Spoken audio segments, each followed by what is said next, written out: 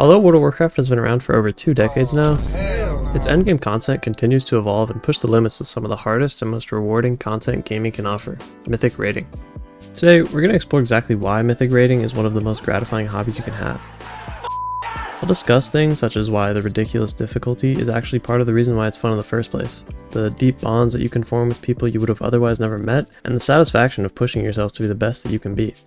While gaming and MMORPGs are a pretty standard online social medium, a place to meet new friends and form connections with people, in my experience, raiding can make these connections much stronger. These raids give 20 people the opportunity to come together and work towards an inconceivable goal that is only overcome with teamwork, trust, and selflessness.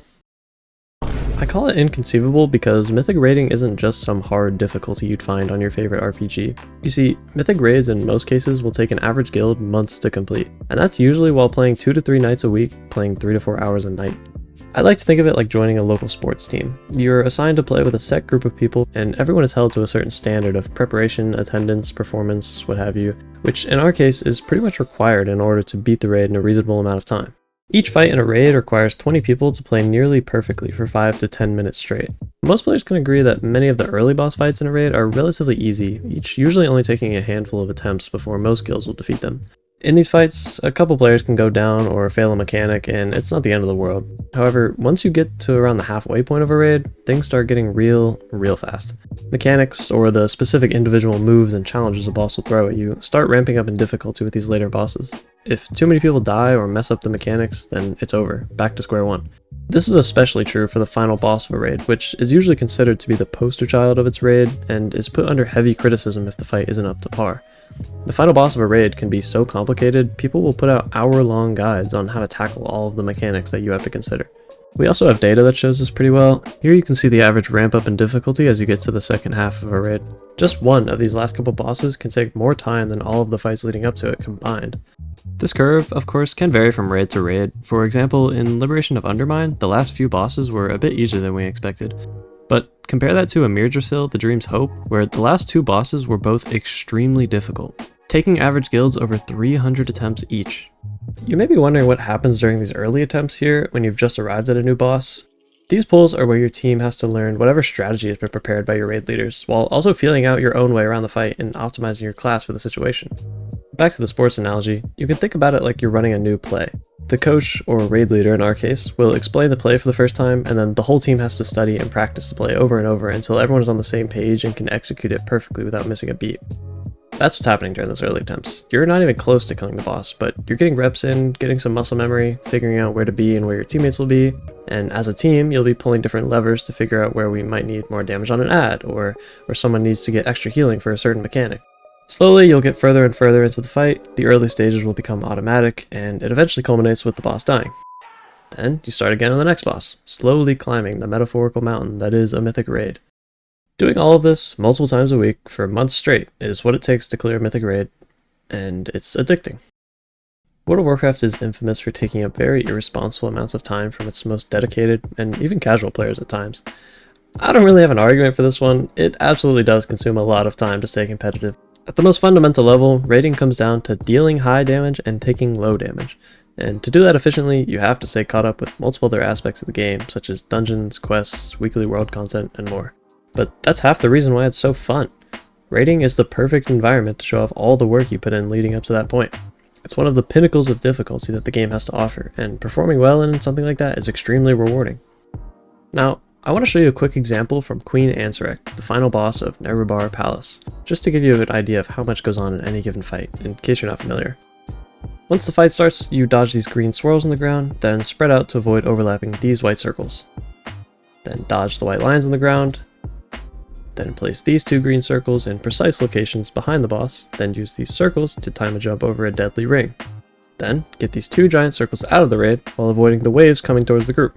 Then, you repeat this 2 more times, with each set adding more swirls, circles, lines, and waves. If anyone in the group fails to dodge one of these mechanics, it results in a death, which usually results in having to restart the fight and try again, because without 20 players alive for the majority of the fight, your damage just won't be high enough to complete it. Now, keep in mind you have to do all of these mechanics while doing your class's damage or healing rotation, which is easy in a vacuum, but pretty damn hard while dodging all of that.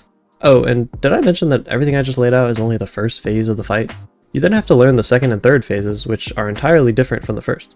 Each one of these phases can easily take 50 plus attempts to learn, with each of the later phases taking more and more time, since to even reach phase 3 to get a new attempt at it, you have to redo phase 1 and 2 every single time. Now, at this point, you may be thinking to yourself, who in the fuck would ever have fun doing this sort of thing? It's me. I would. No, but seriously, I find that many people lack a challenging hobby in their life, like something that makes you feel rewarded for whatever hard work and dedication you put towards it. Sure, there are plenty of healthier hobbies out there that can fulfill that goal that aren't World of Warcraft, but I like video games, and few games out there can make me feel the same extremely gratifying feeling on a weekly basis like Mythic raiding can. Having to overcome this level of adversity in a team environment is something I truly think everyone should experience at some point in their lives, let alone multiple times a year like you can as a Mythic raider. This level of difficulty and dedication, of course, attracts the best players in the world to compete against one another. The top guilds in the world will take what is typically months worth of content and condense it down to 2 weeks or less, all in an effort to see who can finish the raid first. This event is known as the Race to World First, and for many people is their first look into what Mythic raiding is. For me, I was coming from titles with similar new content races like Destiny 2 and its raids, and this event is what drew me into WoW in the first place. The event has very high production for the top few teams, with a live leaderboard showing each team's progress at all times. This lets you just tune in on your phone wherever you are and see who's in the lead. The level of grind for these players, though, is on a whole nother level. The top few guilds who are truly in contention for the title of World's First play in sponsored facilities where they are given food, apartments, and setups to play at. They will literally wake up, play all day, and go back to sleep for 2 weeks straight until the raid is finished. But don't worry, this is not what Mythic raiding is for like 99% of players. I mean, just take my first guild for example. We spent 3.5 months on Sylvanas Windrunner. It took us 620 attempts to down one boss, with each attempt taking anywhere up to 15 minutes. Even through all of that struggle, even though we were one of the last guilds to kill the boss, I still have extremely fond memories of this time, and I would do it all over again. But before you call me a loser, I want you to try to think of a leisurely activity, so not work or school, where 20 people spend multiple months working together to accomplish such an insurmountable goal, and have fun while doing it. Doing this sort of thing for months, or even sometimes years over multiple raid tiers with the same group of people builds a bond that you will be hard-pressed to find elsewhere in your adult years. I've noticed recently that competitive team sports is something that I desire to have in my life, and Mythic raiding is a great fit for me in that regard. Although you aren't directly competing against other teams, there's still a sense of friendly competition between you and your guildmates with overall performance, but more specifically through parses, which we'll get to in a second. Class identity is another big part of raiding for me. There are 13 classes and 36 specializations in WoW, so on a 20-man roster, most of the time there will only be 1 or 2 of each class in spec. It feels great to be the mage or the warrior of the team, where you know you're providing a niche that nobody else can fill, and you can bring a certain level of knowledge and expertise about your class that benefits the group. When there are 2 or 3 of you, it only enhances the competitive aspect of raiding, as you can directly compare your parses with one another each night. Using third-party tools such as Warcraft logs, parses are how people measure their performance while dealing damage or healing in raids. It gives you a number based on what percentile of the player base you perform better than.